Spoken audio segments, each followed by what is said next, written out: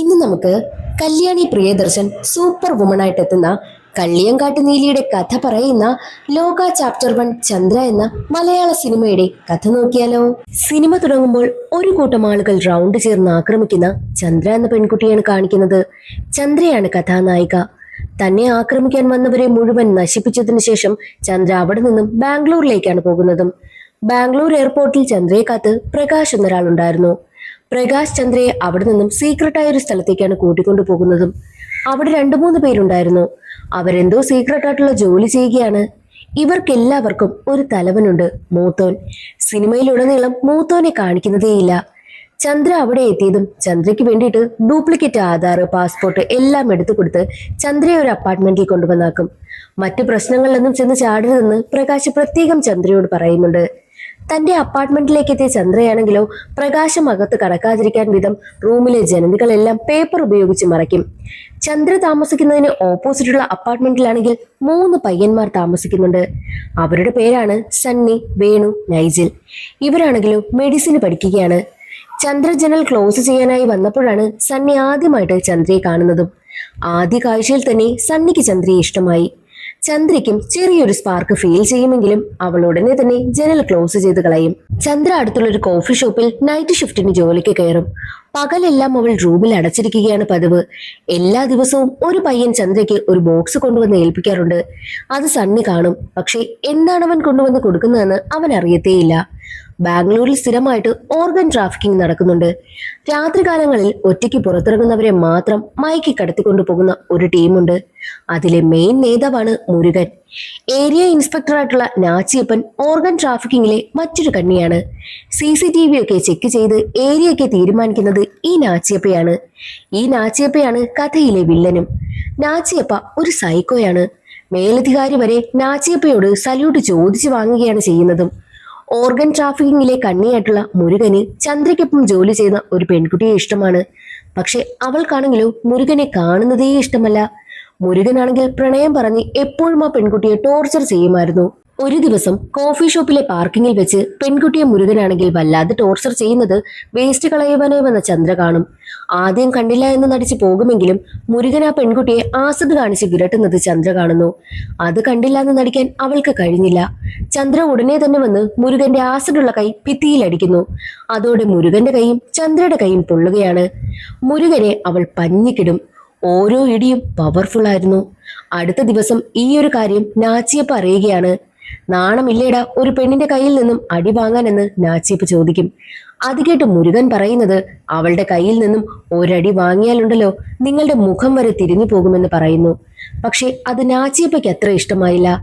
ചന്ദ്രയെ കാണിച്ചു തരുവാനായിട്ട് നാച്ചിയപ്പ പറഞ്ഞതിനാൽ മുരുകൻ കോഫി ഷോപ്പിൽ കൊണ്ടുവന്ന് ചന്ദ്രയെ കാണിച്ചു കൊടുക്കും. അവളെ ഒന്ന് നോക്കി വെക്കുകയാണ് നാച്ചിയപ്പ. അവളെ ഒന്നും ചെയ്യാതെ ഒരവസരം കിട്ടുവാൻ വേണ്ടി അവർ കാത്തിരിക്കും. അന്നേ ദിവസം ജോലിയൊക്കെ കഴിഞ്ഞ് ചന്ദ്ര രാത്രി വീട്ടിലേക്ക് വരികയായിരുന്നു. ഫ്രിഡ്ജ് തുറന്നു നോക്കുമ്പോൾ അവൾക്ക് ആവശ്യമുള്ള സാധനം തീർന്നിരിക്കുന്നു.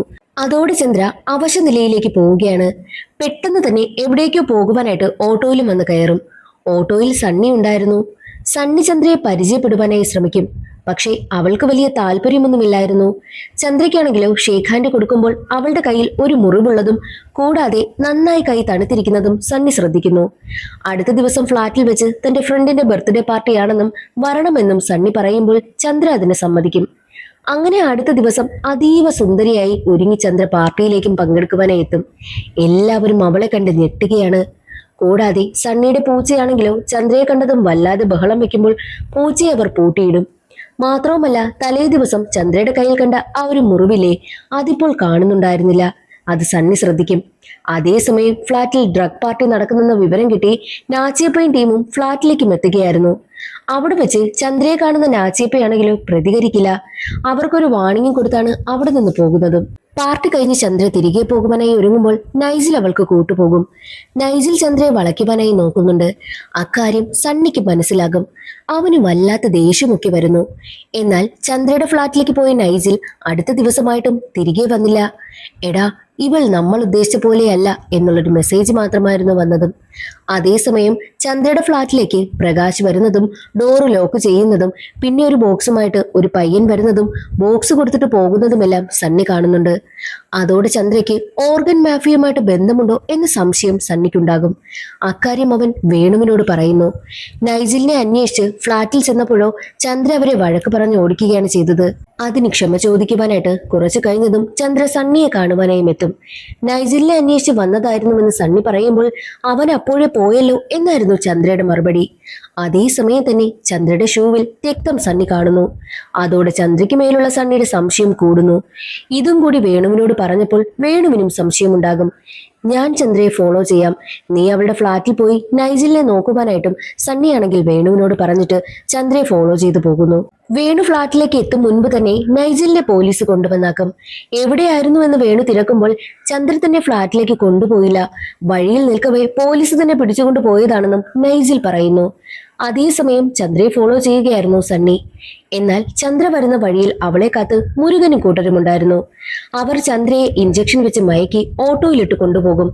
അവർക്ക് പിന്നാലെ സണ്ണി ഓടുകയാണ്. ഇതെല്ലാം ഒരു കടക്കാരൻ കാണുന്നുണ്ട്. ചന്ദ്രയെ അവർ ഒരു പഴയ ഫാക്ടറിയിലേക്കാണ് കൊണ്ടുവരുന്നതും. അപ്പോഴേക്കും ഒരുപാട് നായ്ക്കൾ മുരുകനെ നോക്കി കുരയ്ക്കുന്നുണ്ട്. മുരുകനാണെങ്കിലോ ഒരു നായയെ കത്തി കൊണ്ട് കുത്തിക്കൊന്നിട്ട് ചന്ദ്രയെ കൊല്ലുവാനായിട്ട് അവളുടെ അടുത്തേക്ക് വരുമ്പോഴോ ചന്ദ്ര മയക്കത്തിൽ നിന്നുണരും. അവൾ മുരുകന്റെ കഴുത്തിലേക്ക് തന്നെ നോക്കുകയാണ്. അപ്പോഴാണ് കഥയിലൊരു ട്വിസ്റ്റ്. ചന്ദ്രയുടെ കണ്ണിന്റെ കളർ മാറുകയും അവളുടെ കൂർത്ത പല്ലുകൾ താഴേക്ക് വരികയും ചെയ്യും. ചന്ദ്ര മുരുകന്റെ കഴുത്ത് കടിച്ചു മുറിച്ച് രക്തം കുടിച്ചവനെ കൊല്ലുകയാണ്. അതെ, അവൾ ഒരു യക്ഷിയായിരുന്നു. അത് കണ്ടോടുന്ന മുരുകന്റെ കൂട്ടാളികളെയെല്ലാം മിന്നൽ വേഗത്തിൽ പറന്നുപോയി ഒരു സൂപ്പർ ഹീറോയെ പോലെ കൊല്ലുകയും ചെയ്യുന്നു. അത് കണ്ടോടുന്ന മുരുകന്റെ കൂട്ടാളികളെയെല്ലാം മിന്നൽ വേഗത്തിൽ പറന്നുപോയി തല്ലും, എല്ലാവരെയും കൊല്ലുകയും ചെയ്യുന്നു. അതെല്ലാം കണ്ടുകൊണ്ട് നിൽക്കുകയാണ് സണ്ണി. അവൻ ബോധം കെട്ടു വീഴും. ആ സീൻ അവിടെ കട്ടായി. പിന്നീട് കാണിക്കുന്നത് ഒരു മുത്തശ്ശൻ തന്റെ കൊച്ചുമകൾക്ക് കഥ പറഞ്ഞു കൊടുക്കുന്നതാണ്. 100 വർഷങ്ങൾക്ക് മുൻപ് നടന്ന കഥ. ആ നാട് ഭരിച്ച രാജാവ് കാളി ഭക്തനായിരുന്നു. അതുകൊണ്ട് തന്റെ കോട്ടയുടെ അടുത്ത് ഒരു അമ്പലം നിർമ്മിച്ചു. അവിടേക്ക് ഗ്രാമത്തിലുള്ളവരെ ആരെയും കയറുവാനായിട്ട് രാജാവ് സമ്മതിച്ചിട്ടില്ല. പക്ഷേ കുറച്ചു കുട്ടികൾ രാജാവില്ലാത്ത സമയം നോക്കി അമ്പലത്തിൽ കയറി. നിലത്ത് കിടന്ന ഒരു മണി കൂട്ടത്തിലുണ്ടായിരുന്ന നീലി എന്ന കുട്ടിക്ക് കിട്ടും. അവളത് നോക്കിക്കൊണ്ട് നിൽക്കവേ പൂജാരി അത് കണ്ടുകൊണ്ടുവരുന്നു. അവരവിടെ നിന്നും ഓടിപ്പോകുന്നു. നീലി എന്ന പെൺകുട്ടിയുടെ കൈവശമായിരുന്നല്ലോ മണി കിട്ടിയത്. അവൾ ആ മണി അവരുടെ അമ്പലത്തിൽ കൊണ്ടുവന്ന് വെക്കുകയായിരുന്നു. അതറിഞ്ഞ് രാജാവ് അവരുടെ അമ്പലം കത്തിക്കാനും ആ കുട്ടികളെയും അവരുടെ കുടുംബത്തെയും കൊന്നു കളയുവാനായിട്ടും ഉത്തരവിട്ടു. അതറിഞ്ഞ ഗ്രാമവാസികൾ ഒരു ഗുഹയ്ക്കുള്ളിൽ ഒളിച്ചിരിക്കും. എന്നാൽ ആ ഗുഹയിൽ ഒരു പോരാളിയായ സ്ത്രീയുടെ പ്രതിമയുണ്ടായിരുന്നു. ആ പ്രതിമ നോക്കിയ നീലിയെ ഒരു വവ്വാൽ കടിക്കും. അതോടെ പേടിച്ച് നീലിയുടെ ബോധവും പോയി. ആ ഗുഹയ്ക്ക് എന്തോ പവർ ഉണ്ടെന്ന് ഗ്രാമവാസികൾ കരുതിയിരുന്നു. അതുകൊണ്ടാണ് അവരവിടെ ഒളിച്ചിരുന്നതും. അതേസമയം തന്നെ രാജാവിന്റെ ആളുകളെത്തി അവരെ പിടികൂടി. കുറെ നേരം കഴിഞ്ഞ് ബോധം വന്ന നീലി അവിടെ ആരെയും കാണുന്നില്ല. പുറത്തു വന്നപ്പോഴോ നീലിയുടെ അച്ഛനെയും ഒക്കെ കൊല്ലുന്ന കാഴ്ചയാണ് അവൾ കണ്ടത്. അവളുടെ അമ്മയുടെ മുന്നിൽ വെച്ച് നീലിയെ കുത്തുകയും ചെയ്യുന്നു. നീലി ബോധം കെട്ട് വീഴും. എന്നാൽ അവളുടെ അമ്മയെ കൊല്ലുവാനായി ഒരുങ്ങുമ്പോൾ മരിച്ച നീലി ജീവനോടെ എഴുന്നേൽക്കുന്നു. അപ്പോഴേക്കും അവളുടെ കണ്ണിന്റെ നിറം മാറി കൂർത്ത പല്ലുകൾ താഴേക്ക് വന്നിരുന്നു. അതോടെ അവൾ ദൈവമാണെന്ന് ഗ്രാമവാസികൾ കരുതി. രാജാവിന്റെ ആളുകളുടെയൊക്കെ കഴുത്ത് കടിച്ചു മുറിച്ച് കൊല്ലുകയും ഓരോരുത്തരെയായി അവൾ കൊല്ലുകയും ചെയ്തു. അവൾക്ക് എന്തോ ശക്തി ഉണ്ടായതായി അമ്മയ്ക്ക് മനസ്സിലായി. അമ്മ ഈ ഗ്രാമം വിട്ട് അവളോട് പോകുവാനായിട്ട് മരിക്കും മുമ്പ് പറയും. അതോടെ നീലി ഗ്രാമം വിട്ട് ഓടിപ്പോവുകയാണ് ചെയ്തതും. മറ്റൊരു സ്ഥലത്തേക്ക് എത്തി. എന്നാൽ അവൾക്ക് സൂര്യപ്രകാശം താങ്ങാനായില്ല. അവളുടെ ദേഹമാകെ ചുട്ടുപൊള്ളും പോലെ തോന്നി. അതുകൊണ്ട് അവൾ രാത്രികാലങ്ങളിൽ മാത്രമേ പുറത്തിറങ്ങൂ. നല്ലവർക്ക് അവൾ ദേവതയും ദുഷ്ടന്മാർക്ക് അവൾ യക്ഷിയുമായി. അവളെ കൊല്ലണമെങ്കിൽ ഒരു വഴിയേ ഉള്ളൂ, അവളുടെ ഹൃദയം നിൽക്കണം. അതറിഞ്ഞ കത്തനാർ നീലിയുള്ള ഗുഹയിലേക്ക് എത്തുകയും അപ്രതീക്ഷിതമായി അവളുടെ ഹാർട്ടിൽ കുത്തുകയും ചെയ്തു. ബോധമറ്റ നീലിയെ കത്തനാർ കൊണ്ടുപോവുകയും ചെയ്തു. ആ സീൻ അവിടെ കട്ടായി. പിന്നീട് കാണിക്കുന്നത് ചന്ദ്രയാണെങ്കിലോ വാമ്പയർ ആണെന്ന് സണ്ണിക്ക് മനസ്സിലായിട്ടുണ്ട്. ചന്ദ്ര കൊന്നവരെയെല്ലാം ആ ഫാക്ടറിയിലുള്ള ആസിഡിലിട്ട് അവൾ കരിച്ചു കളയും. ചന്ദ്രയെ പേടിച്ച സണ്ണിക്കും അവളുടെ കൂടെ കൂടേണ്ടി വന്നു. മാത്രമല്ല മുൻപ് സണ്ണിയെ ആക്സിഡന്റിൽ നിന്നും ഒരു സൂപ്പർ ഹീറോയെ പോലെ വന്ന് രക്ഷിച്ചത് ചന്ദ്രയാണെന്നും അവന് മനസ്സിലായി. ചന്ദ്രയ്ക്കൊപ്പം അവളുടെ ഫ്ളാറ്റിലേക്ക് ചെന്ന സണ്ണി വെള്ളം കുടിക്കുവാനായിട്ട് ഫ്രിഡ്ജ് തുറന്നപ്പോൾ കാണുന്ന കാഴ്ച ഫ്രിഡ്ജ് മുഴുവൻ ബ്ലഡിന്റെ പാക്കറ്റുകളായിരുന്നു. എല്ലാ ദിവസവും ഒരു ഡെലിവറി ബോയ് കൊണ്ടുവന്ന് കൊടുക്കുന്നത് ബ്ലഡിന്റെ പാക്കറ്റാണെന്നും അവന് മനസ്സിലായി. ഒരു ദിവസം ബ്ലഡ് കിട്ടാതെയായാൽ ചന്ദ്രയുടെ ആരോഗ്യനിലയെ തന്നെ ബാധിക്കും. മനുഷ്യരക്തം മാത്രമാണ് അവളുടെ ആഹാരം. ശരീരത്തിലുണ്ടാകുന്ന പാടുകളും മുറിവുകളും എല്ലാം മാറുവാൻ അവൾക്ക് ബ്ലഡ് കുടിച്ചാൽ മതി. അവൾ പഴയതുപോലെയാകും. അതെല്ലാം കാണുന്ന സണ്ണിക്ക് വല്ലാതെ പേടിയാകുവാനായും തുടങ്ങി. തന്റെ ദേഹത്തുള്ളത് ഒരു വൈറസ് ആണെന്നും ഈ വൈറസ് ശരീരത്തിൽ എത്തുന്നവർ സാധാരണ മരിച്ചു പോകാറാണ് പതിവ്. പക്ഷേ നല്ല ആരോഗ്യമുള്ളവർ മാത്രമേ അതിജീവിക്കൂവെന്നും ചന്ദ്ര പറയുന്നു. അപ്പോഴും ചന്ദ്രയോട് സണ്ണിക്ക് പ്രണയമുണ്ടായത് കൊണ്ട് തന്നെ നീ എന്നെ കടിച്ചാൽ ഞാനും നിന്നെ പോലെ ആകുമോ എന്ന് ചോദിക്കുമ്പോൾ ഇല്ല, നീ മദ്യപിക്കില്ലേ, ഈ വൈറസ് നിന്റെ ദേഹത്തെത്തിയാൽ നീ അപ്പോൾ തന്നെ മരണപ്പെടുമെന്നും ചന്ദ്ര പറയുന്നു. ഇതൊന്നും ആരോടും പറയരുതെന്ന് പ്രത്യേകം തന്നെ ചന്ദ്ര സണ്ണിയോട് പറയും. എന്നാൽ സണ്ണിക്ക് സത്യങ്ങളൊന്നും മനസ്സിലിരിക്കാതെ വല്ലാതെ വീർപ്പുമുട്ടുന്നുണ്ട്. അവൻ വേണുവിനോട് ഇത് തുറന്നു പറയുന്നത് ചന്ദ്ര അറിഞ്ഞ് അവനെ ചന്ദ്ര കൊല്ലുന്നതായിട്ട് സണ്ണി സ്വപ്നം കണ്ടു.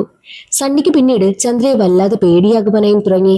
അത് മനസ്സിലാക്കിയ ചന്ദ്ര അവളെക്കുറിച്ചുള്ള കുറച്ച് സത്യങ്ങൾ കൂടി തുറന്നു പറയും. തന്റെ പേര് നീലിയാണെന്ന് പറയുന്നു. അത് കേട്ട് സണ്ണി ഈ കള്ളിയങ്കാട്ട് നീലി അതാണെന്ന് ചോദിക്കും. അതെ, അതാണ് ഞാനെന്നും ചന്ദ്ര പറയുന്നു. അല്ല, കത്തനാര് തളച്ചതല്ലേ, പിന്നെ എങ്ങനെ നീലി ഈ കോലത്തിൽ എത്തി എന്നാണ് അവൻ ചോദിക്കുന്നതും. എന്നാൽ ചന്ദ്ര പറയുന്നത് വർഷങ്ങൾക്ക് മുൻപ് കത്തനാർ തന്നെ പിടികൂടി കൊണ്ടുപോയി. അവളുടെ ഹാർട്ടിൽ കത്തനാർ കത്തികൊണ്ട് കുത്തിയല്ലോ. പക്ഷേ അവളെ കൊണ്ടുപോയത് ആ ഒരു ഗ്രാമവാസികളെ മുഴുവൻ കബളിപ്പിക്കാൻ വേണ്ടി മാത്രമായിരുന്നു. ഗ്രാമവാസികൾക്ക് അവൾ പ്രേതമാണോ എന്നുള്ളൊരു പേടിയുണ്ടായി. അതുകൊണ്ടാണ് കത്തനാരെ വിളിപ്പിച്ച് നീലിയെ തളയ്ക്കുവാനായി നോക്കിയത്. എന്നാൽ നീലിയിലെ നന്മ മനസ്സിലാക്കിയ കത്തനാരാണെങ്കിൽ അവളെ കൊണ്ടുപോയതും അവളുടെ ഹാർട്ട് നിലയ്ക്കുന്നതിന് മുൻപ് തന്നെ കത്തി വലിച്ചൂരി അവളെ രക്ഷിക്കുന്നു. പകരം കത്തനാർ കുറച്ച് കാര്യങ്ങൾ ആവശ്യപ്പെടുകയുണ്ടായി. കത്തനാരെ കൊണ്ട് നേരിടാൻ പറ്റാത്ത കുറച്ച് ആളുകളുണ്ട്, അവരെ പിടികൂടുവാനായിട്ട് സഹായിക്കണം എന്നതായിരുന്നു കത്തനാർ പറഞ്ഞതും. നീലി അതിന് സമ്മതിക്കുകയും ചെയ്തു. അതാണ് യഥാർത്ഥത്തിൽ സംഭവിച്ചതും. എന്നിട്ട് ചന്ദ്ര കുറച്ച് കാര്യങ്ങൾ കൂടി പറയുന്നുണ്ട്. ചന്ദ്രയുടെ സത്യങ്ങൾ അറിയുന്നവരെ ആരും തന്നെ അവൾ ജീവനോടെ വെച്ചേക്കാറില്ല. പക്ഷേ സണ്ണിയെ കൊല്ലാത്തതിന് കാരണം വളരെ പണ്ട് ബ്രിട്ടീഷ് കാലത്ത് ചന്ദ്രയ്ക്കൊരു ബോയ് ഫ്രണ്ട് ഉണ്ടായിരുന്നു. അവൻ ചന്ദ്രയെ ബ്രിട്ടീഷുകാർ കൊല്ലാതിരിക്കാൻ വേണ്ടിയിട്ട് അവളെ രക്ഷിക്കുന്നതിനിടയിൽ മരണപ്പെട്ടു.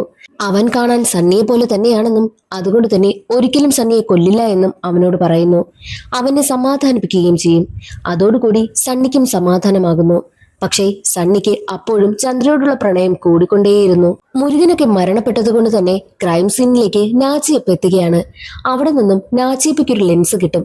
ആ ലെൻസ് കാണുന്നതും നാച്ചിയപ്പയ്ക്ക് ചന്ദ്രയെ നന്നായിട്ട് സംശയം തോന്നും.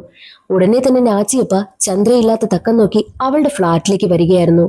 അവിടെ ആകെ അന്വേഷിക്കുന്ന സമയത്ത് നാച്ചിയപ്പയുടെ കൈവശമുള്ളതുപോലെ തന്നെ ഒരു ലെൻസ് അവിടെ നിന്ന് കിട്ടുന്നു. അതോടുകൂടി ചന്ദ്രയാണ് ഇതിന് പിന്നിലെന്ന് നാച്ചിയപ്പ ഉറപ്പിക്കും. അതേസമയം തന്നെ ഫ്ളാറ്റിലേക്ക് വന്ന ചന്ദ്രയ്ക്ക് ഫ്ളാറ്റിൽ അവളെ കൂടാതെ മറ്റാരോ ഉണ്ട് എന്നുള്ള കാര്യം മനസ്സിലായി. ഉടനെ തന്നെ അവൾ നാച്ചിയപ്പയ്ക്ക് അടുത്തെത്തി നാച്ചിയപ്പയുമായിട്ട് ഒരു ഫൈറ്റ് തന്നെ നടത്തും. അതിനിടയിൽ വെച്ച് നാച്ചിയപ്പയെ കടിക്കുകയും ചെയ്യുന്നുണ്ട്. എന്നാൽ നാച്ചിയപ്പയാണെങ്കിലോ തന്റെ കയ്യിലിരുന്ന ഗണ്ണെടുത്ത് ചന്ദ്രയെ വെടിവെക്കുവാനായി നോക്കുന്നു. നാച്ചിയപ്പയാണെങ്കിലോ ചന്ദ്രയെ വെടിവെക്കുന്നു. പക്ഷെ ഒന്നും തന്നെ അവൾക്ക് കൊള്ളുന്നതേയില്ല. വെടിയൊച്ച കേട്ട് സണ്ണി ഉടനെ തന്നെ ചന്ദ്രയുടെ ഫ്ളാറ്റിലേക്ക് ഓടിയെത്തും. എന്നാൽ നാച്ചിയപ്പ രക്ഷപ്പെടുന്നതിന് വേണ്ടിയിട്ട് വെക്കുന്ന വെടി കൊള്ളുന്നതോ സണ്ണിയുടെ ദേഹത്തായിരുന്നു. നാച്ചിയപ്പ അവിടെ നിന്നും ഇറങ്ങി ഓടുന്നു. അത് കാണുന്നതും എങ്ങനെയാണോ അവളെ രക്ഷിക്കുവാൻ വേണ്ടിയിട്ട് ആദ്യത്തെ ബോയ് ഫ്രണ്ട് മരിച്ചു പോയത് ആ ഒരു കാര്യമെല്ലാം അവൾക്ക് ഓർമ്മ വരുന്നു. സണ്ണിയാണെങ്കിൽ ബോധം കെട്ട് വീഴുകയാണ് ചെയ്യുന്നതും. എങ്ങനെയെങ്കിലും അവനെ ആശുപത്രിയിൽ എത്തിക്കണമെന്ന് പറഞ്ഞ് വേണു വല്ലാതെ ബഹളം വെക്കുകയാണ്. ചന്ദ്ര ഉടനെ തന്നെ സണ്ണിയും വേണുവിനെയും നൈജിലിനെയും കൂട്ടി പഴയൊരു ഹോസ്പിറ്റലിലേക്ക് വരുന്നു. അവിടെ ആരും തന്നെ ഉണ്ടായിരുന്നില്ല. അത് കാണുന്ന വേണുവിന് വല്ലാതെ ദേഷ്യം വരും. എന്തിനാ ഇവിടേക്ക് കൊണ്ടുവന്നത്, അവനെ എത്രയും വേഗം ഹോസ്പിറ്റലിൽ എത്തിക്കണമെന്നൊക്കെ ചന്ദ്രയോട് വേണു പറയും. അതേസമയം തന്നെ ചന്ദ്ര ഒരു ടെററിസ്റ്റ് ആണെന്നും അവൾ ഇല്ലീഗൽ ആക്ടിവിറ്റീസ് ഒക്കെ നടത്തുന്നെന്നും ഓർഗൻ മാഫിയയിലെ അംഗമാണെന്നൊക്കെ ന്യൂസിൽ വരുന്നു. അതോടുകൂടി ചാനലുകാരൊക്കെ അവളുടെ ഫ്ളാറ്റിൽ കയറി ഇറങ്ങുവാനായും തുടങ്ങി. അവളുടെ ഫ്ളാറ്റിലെ ബ്ലഡിന്റെ പാക്കറ്റൊക്കെ കണ്ടാണ് അവരങ്ങനെ പറയുവാനായി തുടങ്ങിയതും. എന്നാൽ അതേസമയം വേണു ആണെങ്കിൽ എത്രയും വേഗം ഇവനെ ഹോസ്പിറ്റലിലേക്ക് കൊണ്ടുപോകണം, ഞങ്ങൾ കൊണ്ടുപോകാൻ പോവുകയാണെന്ന് പറഞ്ഞ് നൈജിലും വേണുവും സണ്ണിയും കൂട്ടി അവിടെ നിന്ന് പോകുവാനായി ഇറങ്ങുന്ന സമയം തന്നെ ദേഷ്യം വന്ന ചന്ദ്രയാണെങ്കിൽ തന്റെ യഥാർത്ഥ രൂപം വേണുവിനെ കാണിച്ചു. ചന്ദ്ര ഈ കാര്യങ്ങളെല്ലാം പ്രകാശിനെ വിളിച്ച് പറയുന്നു. എന്നാൽ പ്രകാശ് പറയുന്നത് സണ്ണിയുടെ കാര്യം പ്രകാശിന്റെ ആളുകൾ നോക്കിക്കോളും, ചന്ദ്ര ഇനി അവിടെ നിൽക്കണ്ട, എത്രയും വേഗം പോകുവാനായിട്ടാണ് പറയുന്നതും. എന്നാൽ സണ്ണിയെ ഉപേക്ഷിച്ച് ചന്ദ്രയ്ക്ക് പോകുവാനായിട്ട് മനസ്സ് വന്നതേയില്ല.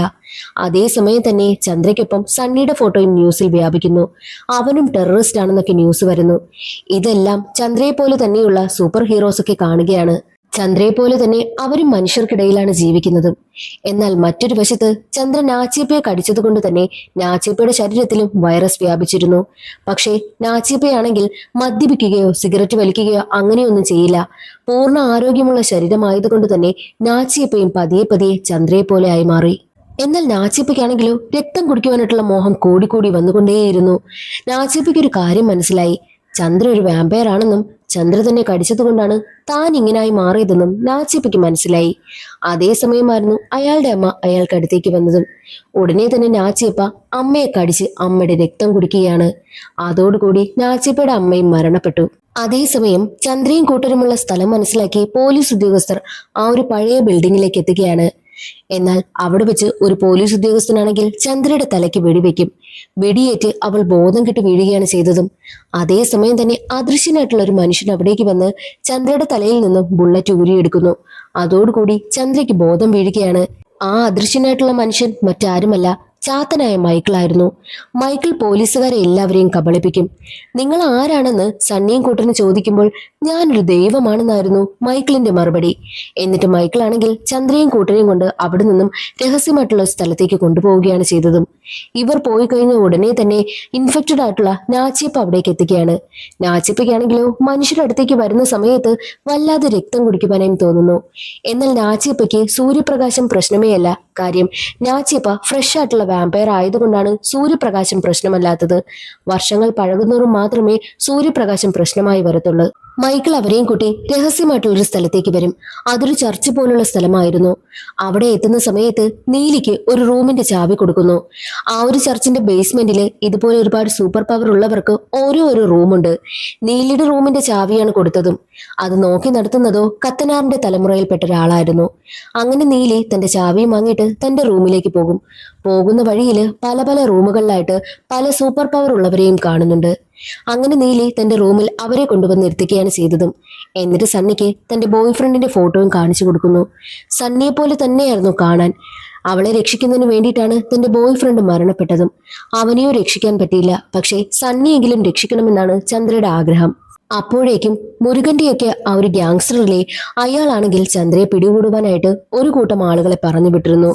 അങ്ങനെ ആ ഒരു ഗ്യാങ്സ്റ്ററിന്റെ ആളുകളാണെങ്കിൽ പള്ളിക്കുള്ളിലേക്ക് പ്രവേശിച്ചു. ചന്ദ്രയും അവിടേക്ക് എത്തുകയാണ്. അവിടെ വെച്ച് വലിയൊരു ഫൈറ്റ് നടക്കും. ഈ ശബ്ദങ്ങളെല്ലാം കേട്ടിട്ട് ഒരിക്കലും മുകളിലേക്ക് വരരുതെന്ന് പ്രത്യേകം സണ്ണിയോട് പറഞ്ഞിട്ടാണ് ചന്ദ്ര പോയതും. എന്നാൽ ചന്ദ്രയ്ക്ക് എന്തെങ്കിലും സംഭവിക്കുമോ എന്നുള്ളൊരു പേടി സണ്ണിക്ക് ഉണ്ടായത് കൊണ്ട് തന്നെ സണ്ണിയും വേണുവും ഒക്കെ മുകളിലേക്ക് വരുന്നു. സണ്ണിയെ കണ്ടതും ചന്ദ്രയുടെ ശ്രദ്ധ മുഴുവൻ പോയി. അതോടുകൂടി അവർ വെടിവെക്കുന്നതെല്ലാം ചന്ദ്രയുടെ ദേഹത്ത് കൊള്ളുകയാണ് ചെയ്തതും. ചന്ദ്രയാണെങ്കിലോ അവശനിലയിൽ തറയിലേക്ക് വീഴും. ഇനി എന്നെ കൊണ്ട് പറ്റത്തില്ല, നിങ്ങൾ എത്രയും വേഗം ഇവിടെ നിന്ന് ഓടി രക്ഷപ്പെടുവാനായിട്ടും ചന്ദ്ര സണ്ണിയോട് പറയും. എന്നാൽ സണ്ണി അവളെ വിട്ടിട്ട് പോകുവാനായിട്ട് തയ്യാറായില്ല. ഉടനെ തന്നെ സണ്ണി പോയിട്ട് ഒരു ബ്ലഡിന്റെ പാക്കറ്റ് കൊണ്ടുവന്ന് ചന്ദ്രയ്ക്ക് കൊടുക്കുന്നു. ആ ഒരു പാക്കറ്റ് എടുത്ത് പൊട്ടിച്ചു കുടിച്ചതും ചന്ദ്രയ്ക്ക് വീണ്ടും പൂർവ്വസ്ഥിതിയിലേക്ക് അവൾ മാറുകയാണ്. അവൾക്ക് വീണ്ടും ശക്തി കിട്ടി. അങ്ങനെ വീണ്ടും ഫൈറ്റ് നടക്കും. അതേസമയം തന്നെ നാച്ചിയപ്പ അവിടേക്ക് വരികയാണ്. നാച്ചിയപ്പയും ചന്ദ്രയും തമ്മിൽ വലിയൊരു ഫൈറ്റ് തന്നെ നടക്കും. നാച്ചിയപ്പയുടെ പെരുമാറ്റത്തിൽ നിന്നും ചന്ദ്രയെ പോലെ തന്നെ നാച്ചിയപ്പായി മാറിയ കാര്യം അവൾക്ക് മനസ്സിലായി. അവൾ നാച്ചിയപ്പയെ കടിച്ചിരുന്നല്ലോ. അങ്ങനെ അവർക്കിടയിൽ വലിയൊരു ഫൈറ്റ് നടക്കുകയായിരുന്നു.